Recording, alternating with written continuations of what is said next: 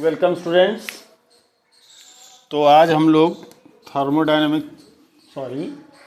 Two dimensional motion का second part देखेंगे, जिसमें पहला टॉपिक्स होगा horizontal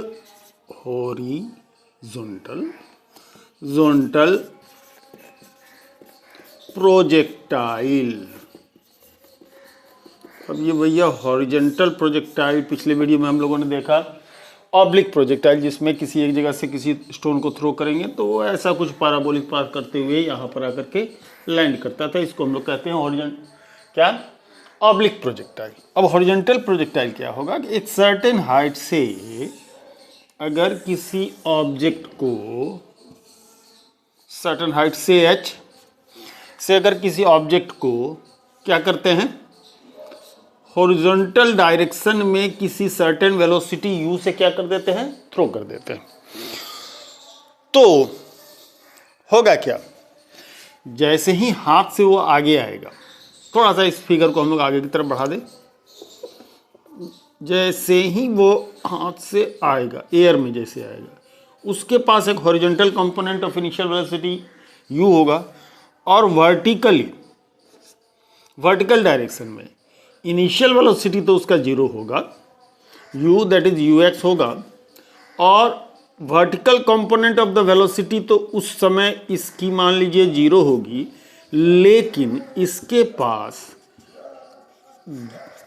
acceleration due to gravity के चलते इसमें क्या होगा, g काम कर रहा होगा, ग्रेविटेशनल एक्सेलरेशन काम कर रहा होगा।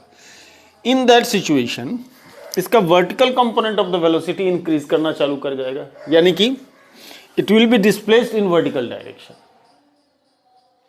इस वर्टिकल डायरेक्शन डिस्प्लेसमेंट के कारण इसके हॉरिजॉन्टल कंपोनेंट पर कोई फर्क नहीं पड़ेगा, इस पर कोई फर्क नहीं पड़ेगा। ये अपना डेवलप करेगा, ये अपना काम करेगा वर्टिकल एक्सेलरेशन, और horizontal component of the velocity वो अपना काम करेगा। अगर सपोज दैट कि जी नहीं होता तो ये इस डायरेक्शन में ट्रेवल करता चला जाता, इस डायरेक्शन में ट्रेवल करता चला जाता, करेक्ट। लेकिन अब जाना तो है इसको इस डायरेक्शन में, लेकिन इस पाथ से होकर के नहीं, इस डायरेक्शन में इसको जाना है लेकिन इस पाथ से नहीं।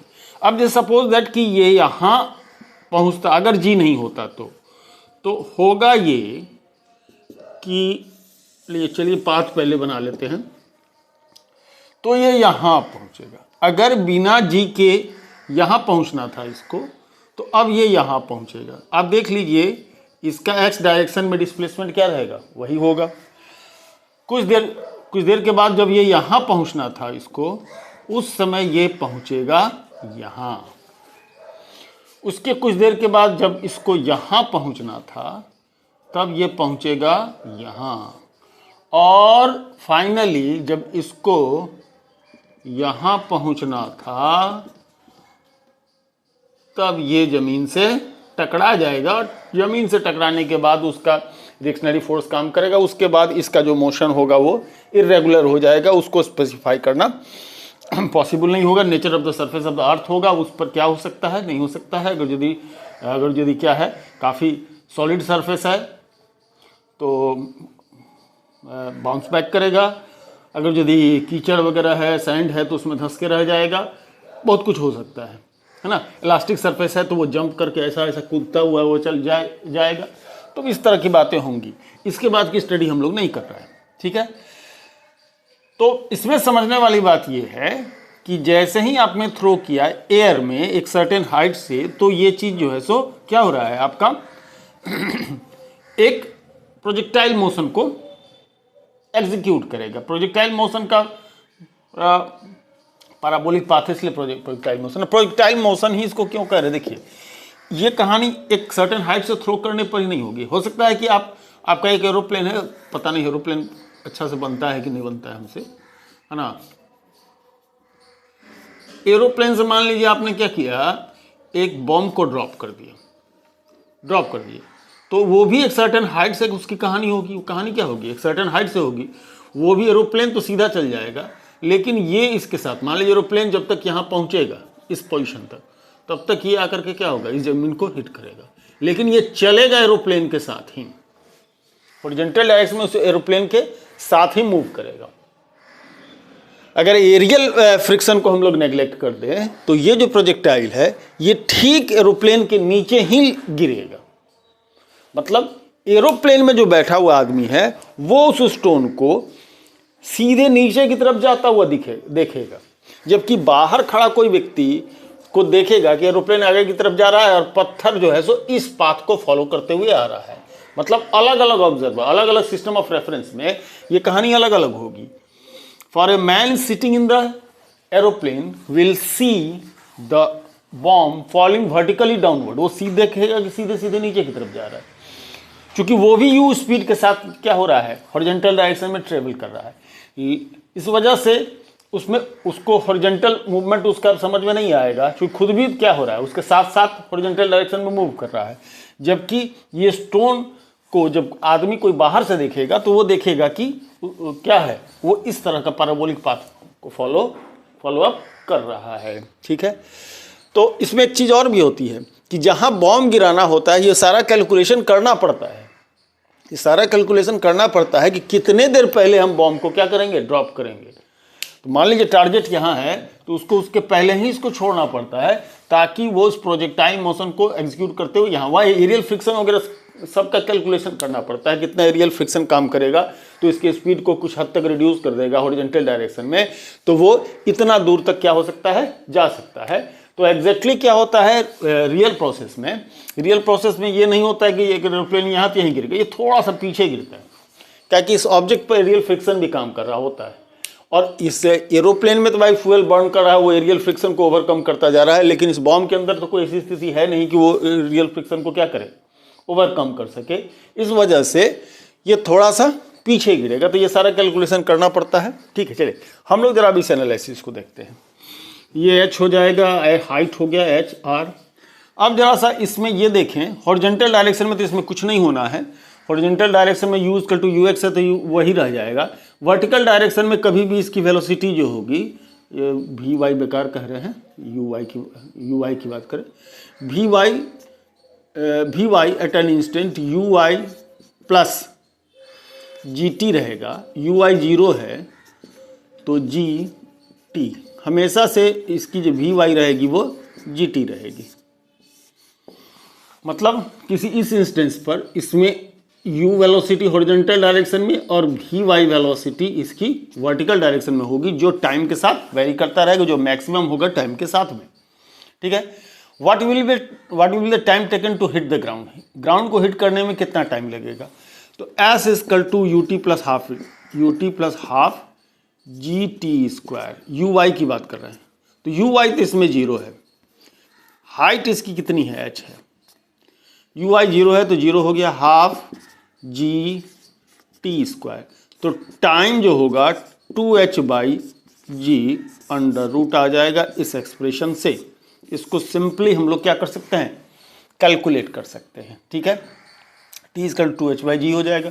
और दूसरी बात, ये r कितना होगा, तो r is the displacement in the direction horizontal direction. तो डिस्प्लेसमेंट कितने टाइम में हो रहा था, इस टाइम में हो रहा है, तो r इक्वल टू uxt होगा, ux is your u and t is your this one, under root 2h/g होगा, ये होगा इसका करेक्ट। और अगर यदि मैक्सिमम वेलोसिटी की बात करें, vertical velocity, maximum vertical velocity की बात करें, तो भी जब ये हिट करेगा, वर्टिकल वेलोसिटी वाई कंपोनेंट की बात कर रहे हैं, तो होता है vy/gt, t की वैल्यू अगर इसको रख दीजिए तो ये हो जाएगा g अंडर रूट 2h/g, इस g स्क्वायर बन के जाएगा, तो vy equal to under root 2gh हो जाएगा, अंडर रूट 2gh हो जाएगा। इसका क्या, vertical component of the velocity. अगर हम टोटल वेलोसिटी की बात करें, हॉरिजॉन्टल और वर्टिकल दोनों, हॉरिजॉन्टल वेलोसिटी इसके पास जब स्ट्राइक करेगा तो ये इसका u होगा, वर्टिकल कंपोनेंट ये vy होगा मैक्सिमम, ऐसे सिचुएशन में इसका रिजल्टेंट वेलोसिटी, यहाँ देख ले, रिजल्टेंट वेलोसिटी v की बात करें तो v जो होगा वो under root u square plus v y का स्क्वायर होगा, यू स्क्वायर अपनी जगह पर रहेगा, वी वाई का स्क्वायर कितना हो जाएगा, अंडर रूट 2gh का स्क्वायर 2gh हो जाएगा। तो final velocity of the horizontal projectile when it hits the earth is how much, under root u square plus 2gh होगा। इन सारे कैलकुलेशन की ज़रूरत पड़ेगी कहाँ हमको, जब हम लोग इसके प्रॉब्लम को सॉल्व कर रहे होंगे। चलिए अब इसके बाद हम लोग देखने वाले हैं 2 डायमेंशनल मोशन में सर्कुलर मोशन।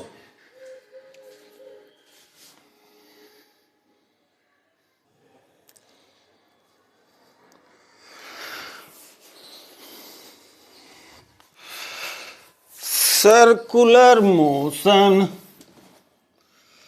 तो भैया motion in a circle is what, circular motion. Circular motion के बहुत सारे एग्जाम्पल हैं, रफली कह सकते हैं अर्थ अराउंड द सन जो है, the motion of earth around the sun is example of circular motion है। फिर आपको एक थ्रेड को अगर एक स्टोन को अगर एक थ्रेड से टाई अप करके वेल्ड करते हैं तो सर्कल में घूमता है, वो सर्कुलर मोशन है। ठीक है, ऐसे बहुत सारे सर्कुलर मोशन के एग्जाम्पल हैं, ये बहुत कॉमन बात है, इसको बहुत ज़्यादा समझाने की ज़रूरत नहीं है, इसके एग्जाम्पल देने की। ठीक है, चलिए एक सर्कुलर पाथ ले हम, ओके, सर्कुलर पाथ लेते हैं, ये इसका सेंटर हुआ। Let r be the radius of the circle, r क्या है, रेडियस ऑफ द सर्किल है। एट एनी इंस्टेंट ये इसकी आर है पोजीशन, और कुछ देर के बाद एल लीजिए, नहीं एल इसको नहीं लेंगे, इसको आर ही लेते हैं। कुछ देर के बाद आफ्टर डेल टी टाइम इसमें क्या हो रहा है, डेल थीटा का एंगुलर डिस्प्लेसमेंट। पहली बार हम एंगुलर डिस्प्लेसमेंट की बात कर रहे हैं। There is an linear displacement से डेल एल, एल लेंथ। तो जो आर्क बन रहा है उस आर्क में क्या हो रहा है, डेल एल डिस्प्लेसमेंट हो रहा है। ओके, तो डेल एल डिस्प्लेसमेंट हो रहा है, तो del L is the linear displacement and del theta is the angular displacement. मतलब यहां से ए पॉइंट से बी पॉइंट तक जब ये जाता है तो इसके पास लीनियर डिस्प्लेसमेंट डेल एल का है, वहीं पर उसमें एंगुलर डिस्प्लेसमेंट कितने का है, डेल थीटा का है। ठीक है, डेल थीटा का है।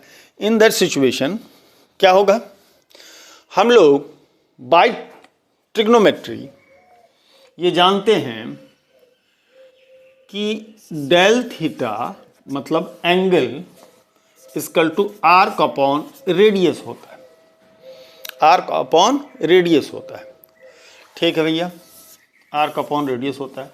चलिए जो ऑब्जेक्ट इस पर मूव कर रहा है उसकी जो स्पीड है, यहाँ स्पीड की बात कर रहे हैं, वेलोसिटी नहीं, स्पीड मतलब मैग्नीट्यूड ऑफ वेलोसिटी, इस जगह पर के लिए यूनिफॉर्म मोशन से अगर यदि यूनिफॉर्म सर्कुलर मोशन की बात करें, पहले तो मैं बता दूं को इसको हम लोग यूनिफॉर्म सर्कुलर मोशन की बात कर रहे हैं, सर्कुलर मोशन की बात कर रहे हैं। यूनिफॉर्म सर्कुलर मोशन में क्या यूनिफॉर्म रहेगा, स्पीड कांस्टेंट, स्पीड क्या रहेगा, कांस्टेंट रहेगा। जबकि कंटिन्यूअसली क्या होगा कि ऑब्जेक्ट अगर यहाँ है और फिर जब ये यहाँ पहुँचेगा तो इसके पास यहाँ पर अगर v वेलोसिटी है तो v वेलोसिटी है और यहाँ पर का v में फ़र्क क्या आ जाएगा, फ़र्क ये आ जाएगा कि इसका डायरेक्शन चेंज हो जाएगा। तो चेंज इन वेलोसिटी मानेंगे, चूंकि there is a change in direction, so the velocity changes continuously, the velocity is changing. तो कंटिन्यूअसली वेलोसिटी क्या हो रहा है, चेंज हो रहा है, लेकिन इसकी स्पीड कांस्टेंट रह रही है। That is why we call it uniform circular motion.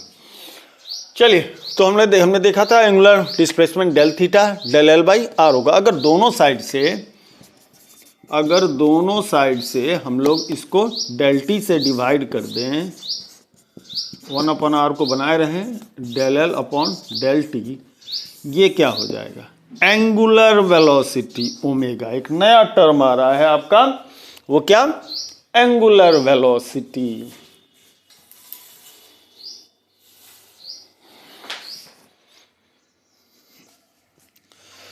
तो omega 1/r del L by del t, ये हो जाएगा लीनियर वेलोसिटी। तो omega equal to 1/r v, तो omega equal to v by r angular velocity और linear velocity के बीच का रिलेशन हो जाएगा।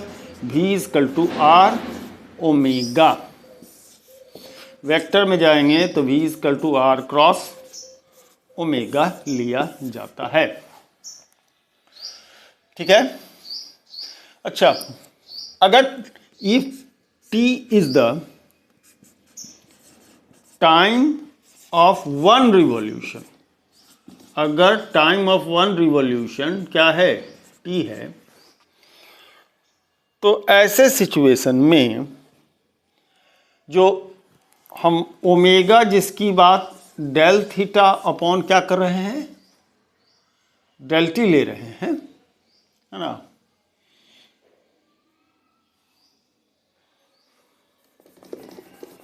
One upon r del theta by del t ले रहे हैं, del theta by del t ले रहे हैं। 1/r डेल थीटा का मतलब 2πr हो जाएगा, अपॉन व्हाट, डेल टी मतलब t, डेल थीटा का मतलब नहीं 2π हो जाएगा, 2π हो जाएगा। ठीक है, del L by del t ले रहे हैं। ओहो, कभी कभी जो है ना, ठीक, सॉरी यहाँ थोड़ा कन्फ्यूजन हो गया, जिसमें omega del theta by del t को क्या ले रहे हैं, 1/r del L by del t, omega 1/r del L by del t, del theta by del t को ओमेगा ले रहे हैं। तो ऐसी सिचुएशन में 1/r 2πr by T, are क्या हो जाएगा, कैंसिल हो जाएगा। तो ओमेगा का जो वैल्यू, एंगुलर वेलोसिटी की जो वैल्यू सीधे सीधे 2π बाई टी होगा। This is the relation between angular velocity and time period of revolution. If the speed remains constant, that means in the uniform circular motion में, uniform circular motion में हम लोग इस तरह की बात क्या करेंगे, करते हैं। ठीक है, तो ये हो गई अब किसकी बात, यूनिफॉर्म सर्कुलर मोशन में टर्म है, कुछ टर्म है जो ध्यान रखने की जरूरत है, वो है omega equal to v by r या v equal to r omega होगा, वेक्टर फॉर्म में आर क्रॉस ओमेगा होगा। और एक रिलेशन जो एंगुलर वेलोसिटी और क्या इसके बीच रहता है, किसके बीच, हमारा टाइम पीरियड ऑफ रिवॉल्यूशन का, एक टाइम पीरियड रिवॉल्यूशन मतलब एक चक्कर लगाने में जो टाइम लगेगा वो 2π बाई टी होगा। ठीक है, ओके, चलिए अब नेक्स्ट बात करते हैं सेंट्रीपिटल एक्सीलरेशन की। ये बड़ा इंटरेस्टिंग है।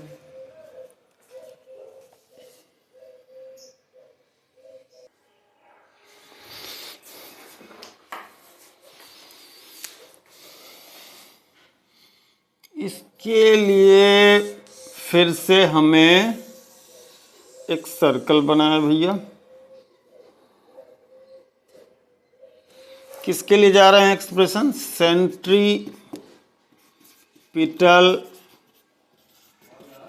एक्सीलरेशन के लिए जा रहे हैं। ठीक है, लेट सपोज ये दो पोजीशन पर है, ए पॉइंट से लेके बी पॉइंट तक जाता है। ठीक है, R1 initial position, R2 final position, है ना। यहाँ पर इसकी स्पीड va है, स्पीड नहीं वेलोसिटी, और यहाँ पर vb है। va in magnitude is equal to vv, uniform circular motion की बात हो रही है सेंट्रीपिटल एक्सीलरेशन में, equal to how much, v। ठीक है, देखने वाली बात क्या होगी, यहां पर इसमें डेल थीटा एंगुलर डिस्प्लेसमेंट होगा। ठीक है भैया, तो व्हाट इज द, और del theta angular displacement in time del t हो रहा है, इसमें डेल एल का एंगुलर डिस्प्लेसमेंट हो रहा है। ये सारा कहानी हम लोग लेकर के चले, और v इसकी यूनिफॉर्म स्पीड है। ये डायरेक्शन था। ठीक है, और जो फाइनल डायरेक्शन है वो ये है। करेक्ट, फिगर को थोड़ा सा और क्लियर होना चाहिए था, है ना।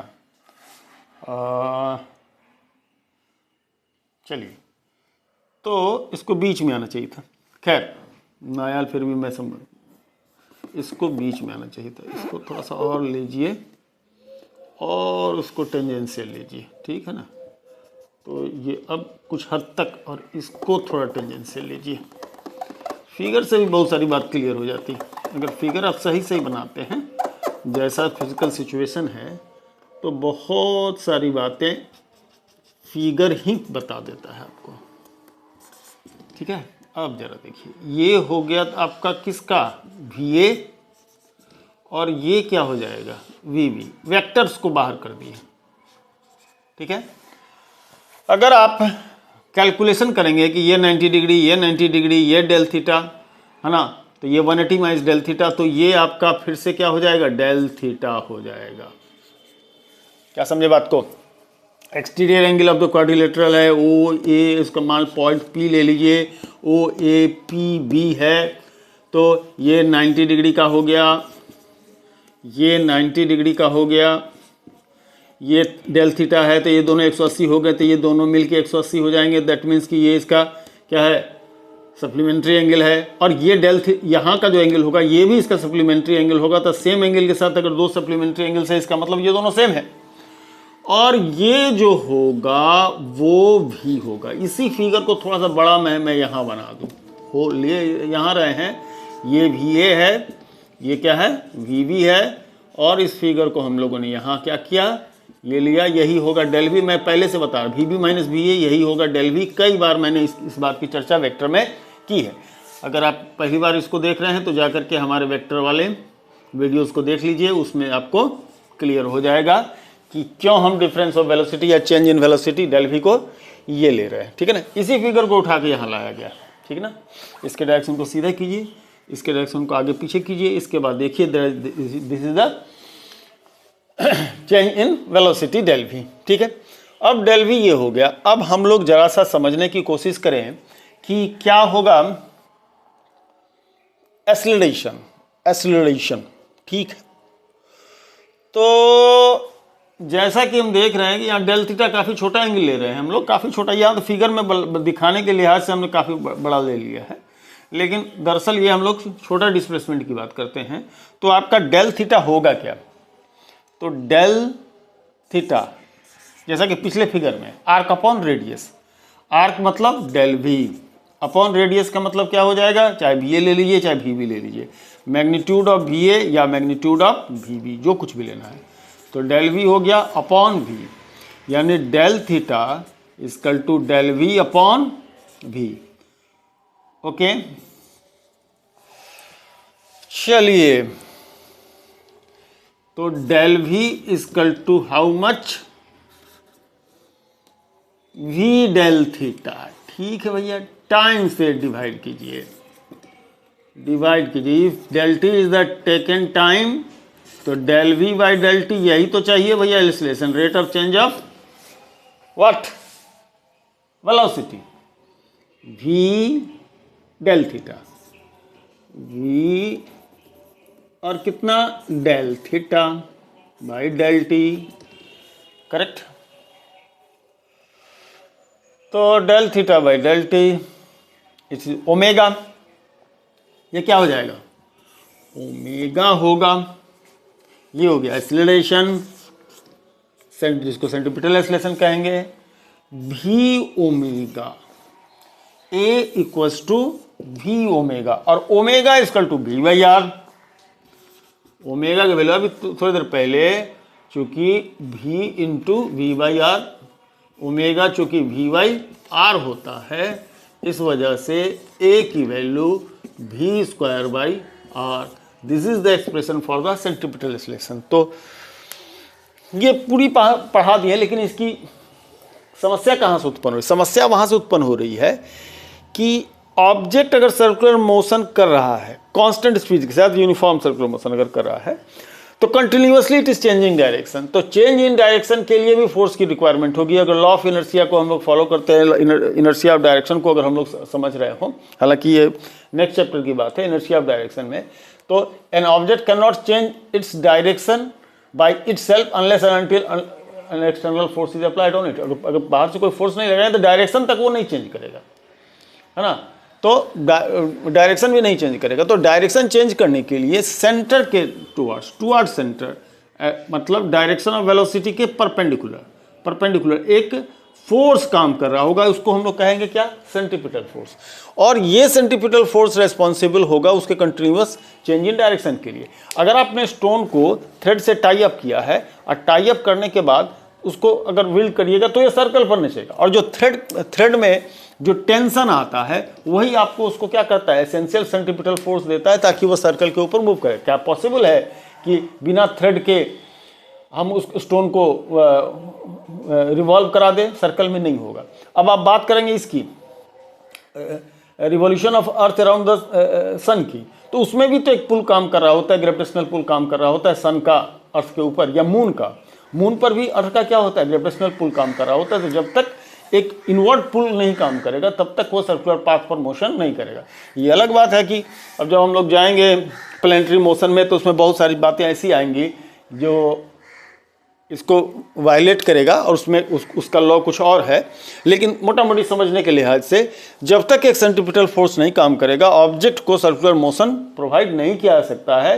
The force acting at 90 degree to the direction of motion will provide centripetal acceleration and it will keep the object moving on a circular path. और जब ये हट जाएगा, जैसे ही हट जाएगा उसका सर्कुलर मोशन बंद हो जाएगा। जैसे कि थ्रेड क्या होगा, टूट जाए। अगर थ्रेड टूट जाता है तो क्या होता है, सीधे सीधे वो ऑब्जेक्ट क्या टेंजेंशियल डायरेक्शन में जैसे कि मान लीजिए आप ऐसा, ये थ्रेड है, सेंट्रीपिटल फोर्स इस पर काम कर रहा है तो इसमें ये डायरेक्शन में मूव कर रहा है। अगर इस समय ये थ्रेड टूट जाए तो ऐसा नहीं है कि सर्कल में घूमते रह जाएगा, जी नहीं, ये सीधा जिस डायरेक्शन एट दैट इंस्टेंट, उस समय जो उसका डायरेक्शन होगा उसी पाथ पर क्या होगा, मूव करता हुआ आगे की तरफ चला जाएगा, है ना।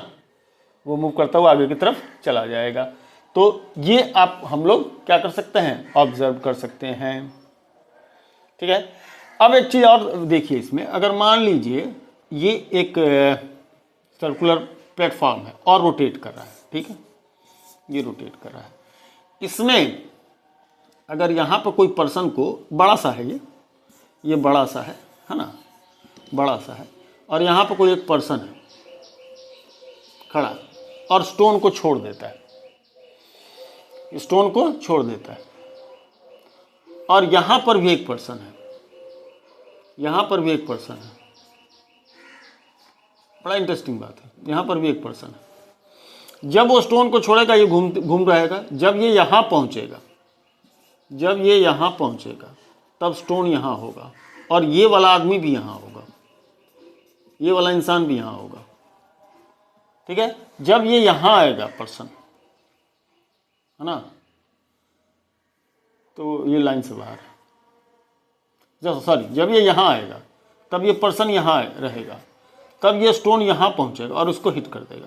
तो एक्चुअल में क्या होगा, स्टोन को इसने छोड़ा, एक्चुअल में क्या होगा, ये पर्सन ने स्टोन छोड़ा, स्टोन बाहर की तरफ जाएगा, इसको नजर आएगा क्या होगा कि बाहर की तरफ गया। जैसे मान लीजिए यहाँ पर करेक्ट, तो इस आदमी को ये लगेगा कि स्टोन मेरी तरफ आ रहा है, जबकि बाहर अगर कोई इंसान खड़ा है तो वो ये देखेगा कि ये स्टोन इस पाथ पर मूव कर रहा है, जबकि इसको ये लगेगा कि ये स्टोन क्या है, इसको लगेगा कि ये मेरी तरफ आ रहा है, ये मेरी तरफ आ रहा है, क्योंकि यहाँ चुका है, और जब यहाँ पहुँचेगा तो इसको क्या कर देगा, हिट कर देगा।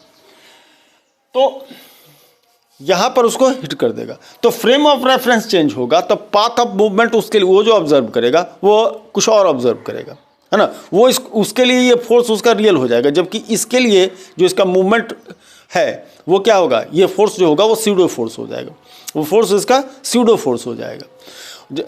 ऐसा नहीं है कि इस पर्सन को ये हिट नहीं करेगा, इसको हिट भी करेगा और अच्छे से हिट करेगा पत्थर के कारण नहीं, इस पर जो सेंट्रीपिटल फोर्स लग रहा है अंदर की तरफ, है ना, एक्चुअल में ये आकर के पत्थर को हिट करेगा, न कि पत्थर जाकर के उसको हिट करने वाला है।